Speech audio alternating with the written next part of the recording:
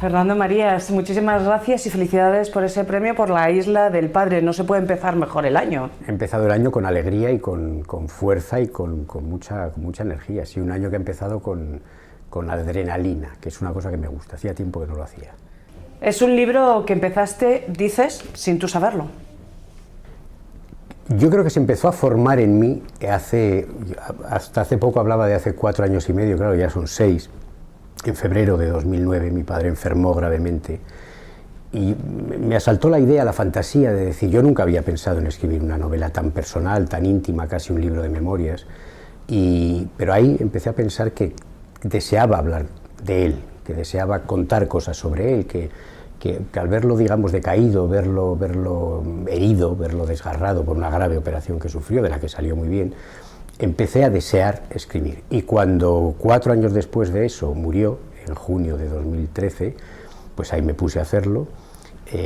buscando, digamos, dando muchos tumbos hasta encontrar el tono del libro, y el tono del libro se encontró cuando me trasladé a la vieja casa familiar,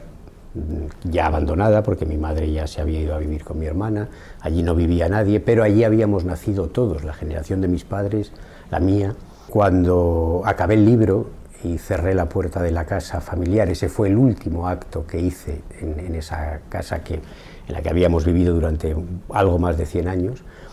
me acordé de aquel primer momento, de febrero de 2009, cuando todo empezó, y caí en la cuenta de decir, bueno, han sido 5 años de mi vida contando, hablando de alguien que ya no está, hablando también de mí mismo, porque al final cuando hablas de los demás de forma íntima hablas de ti. Esa es la génesis de La Isla del Padre.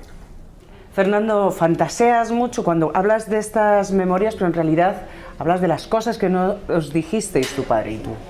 Fue una relación muy rica y muy buena de 2 personas que se llevaban muy bien, pero que no se comunicaban tal vez lo suficiente, cosa que naturalmente yo soy consciente de ella ahora. El último instante que yo comuniqué con mi padre fue poco antes de que él ya se desvaneciera, horas antes de morir,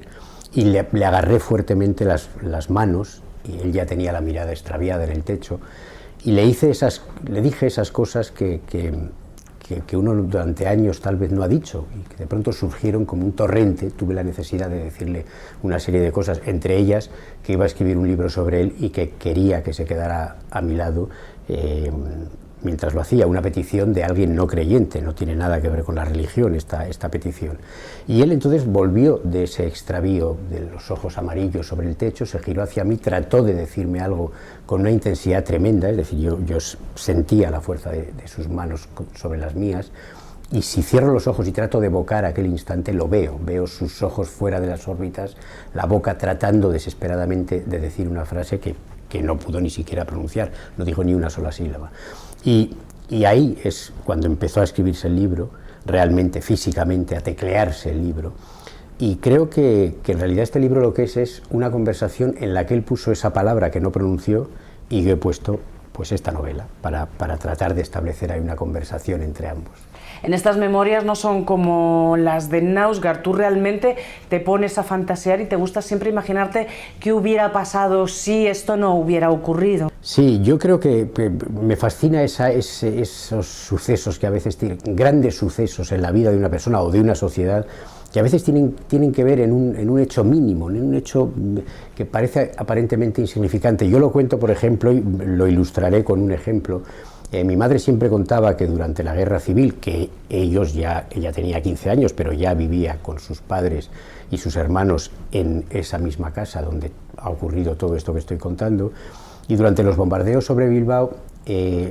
lógicamente salían y iban al refugio, y un día al volver del refugio, ella vio por la larga calle que conduce hacia la casa familiar, vio al fondo como había un gran boquete. Había desaparecido un edificio. Primero temió que fuera el de nuestra casa, pero al llegar ya vio que no, que era la casa de al lado, que por uno de esos azares del destino, la bomba que había caído había entrado por el tejado sin explosionar y entró limpiamente por el hueco de la escalera y reventó como un castillo de naipes la casa. Entonces, muchos años después, mi madre siempre ha dicho, imaginaos que que aquel avión, aquel día hubiera un poquito más de viento y cuando la bomba se soltó, el viento la hubiera movido 1 milímetro a la derecha. Ese milímetro habría ido ampliándose según el ángulo de caída se continuaba y tal vez habría derrumbado nuestra casa y entonces mi vida habría sido otra, tal vez no habría conocido a vuestros padres, tal vez no estaríais ninguno aquí, evidentemente este libro no existiría, es decir, a veces un hecho ínfimo, ¿no? Me gusta pensar que todo esto que he contado pues proviene de que aquel día no había viento en Bilbao, aquella mañana de 1937. Me encanta ese concepto del miedo mutuo entre el padre y el hijo, ¿es universal? Sobre todo en un caso como el mío, en que yo, bilbaíno, como mi padre, como toda mi familia, mi padre era marino mercante, es una profesión muy habitual en el norte, y él hacía largos viajes, sobre todo al principio, cuando empezaba su carrera profesional, viajes muy largos, durante todos sus 30 años de oficio estuvo, se iba durante unos meses, volvía un par de meses, volvía a irse, era un padre que iba y venía, ¿no? Era un padre que no estaba. Pero al principio, sobre todo, era un padre ausente porque hizo 3 viajes de 2 años. De manera que cuando yo nací le dieron un permiso, me vino a conocer, me vio, se volvió a ir, por supuesto yo no tengo ningún recuerdo de aquello, pero cuando vino por primera vez, para mí fue un shock brutal, fue la primera percepción del miedo que uno puede tener en el mundo, porque yo era un niño que creció en un gran ático en Bilbao, con una enorme terraza sobre el centro de la ciudad y con mi madre y mi abuela dedicadas en exclusiva a mimarme y atenderme, algo que según mi psicoanalista me explicó muchos años después ha sido pésimo para mi educación emocional, ¿no? Y entonces un día de pronto se abre la puerta y aparece mi padre y me dicen, este es papá, lo tienes que querer mucho porque es tu padre, y yo pensé lo primero, este es papá, y dije en voz alta, ¿y cuándo se va? Porque yo lo que veía era que se acababa mi reinado. Entonces, muchos años después, esta historia contada por mi madre, porque obviamente yo no la puedo recordar, se ha convertido en una especie de leyenda familiar y cuando me puse a escribir el libro, ya antes en realidad, obviamente cuando fui un adulto, pero sobre todo cuando escribí el libro caí en la cuenta de que el miedo que yo tuve al fin de mi reinado no era nada en comparación con el miedo de aquel hombre que había recorrido el mundo para dar a su familia un bienestar, que se encuentra con que viene a conocer a su primogénito y que ese primogénito, en vez de lanzarse a sus brazos, lo que reclama es que se marche. Yo creo que él tuvo siempre miedo a que por sus ausencias no lo quisiéramos y entonces eso marcó mucho su vida. De manera que yo digo que la relación entre mi padre y yo está basada en ese miedo mutuo que nos teníamos y que luchamos durante muchos años por disolver. Al final lo logramos, pero estuvo ahí marcándonos durante mucho tiempo. No era un miedo atroz, no nos teníamos miedo, no nos levantábamos la voz, no nos asustábamos físicamente, era ese recelo de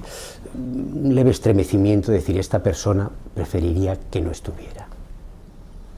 En estas memorias aparece tu primer y gran amor de tu vida, el cine, ¿no? Con el western y con las películas bélicas. En el Bilbao en el que yo nací, que no tiene nada que ver con el Bilbao de ahora, Bilbao, años 60, puro, duro franquismo, todo era gris, todo era... A mí me parecía que era feo todo. Yo de niño veía que todo me parecía feo, me parecía gris, oscuro, contaminado.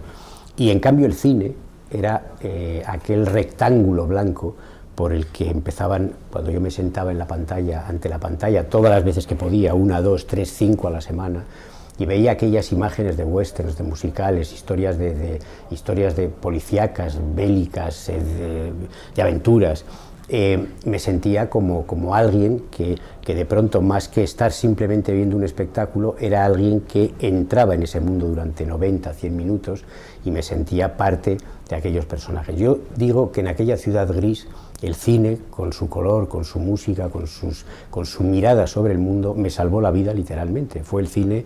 el que me hizo empezar a sentir que tal vez yo podía dedicarme a contar historias, tal vez podía intentar dedicarme a eso. Lo digo y lo afirmo, el cine me salvó la vida. Hay un personaje, Hanley, que aparece e incluso llega a darle el nombre a esta novela, ¿no? Bueno, es un personaje que está a medio camino entre la realidad y la ficción, porque, como digo, este libro es una novela, porque aunque tiene un porcentaje muy importante de memoria y de realidad y de historia personal, hay una especie de adorno de ficción muy leve que va trazando una historia que tiene mucho que ver con la historia real que se cuenta. Y efectivamente, pues él, este capitán Halley, es el que daría nombre al libro, esa idea de la isla del padre, que significa muchas cosas el título del libro, porque en primer lugar yo de niño pensaba, cuando sabía que mi padre atravesaba el océano,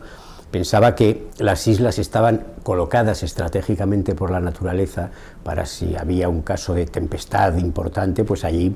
se podía decir, como cuando vas en carretera y dices, llueve, vamos a parar en ese restaurante a tomar un café y esperar. Pues yo pensaba que las islas estaban para eso, había una tormenta peligrosa y el barco se quedaba ahí hasta que pasaba la tormenta.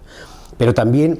esta isla del padre podría ser esa casa familiar a la que mi padre volvía después de recorrer interminablemente los mares del mundo, el hogar en el que descansaba y en el que finalmente buscó estar, porque es curioso, él, y luego lo he averiguado, otros marinos con casos similares al suyo. En el caso de mi padre, él se jubiló, volvió a Bilbao y no volvió a salir, o sea, no fue al pueblo de al lado, o sea, no volvió a moverse nunca más, ¿no? Y esto, a mí que me parecía que echaría de menos viajar,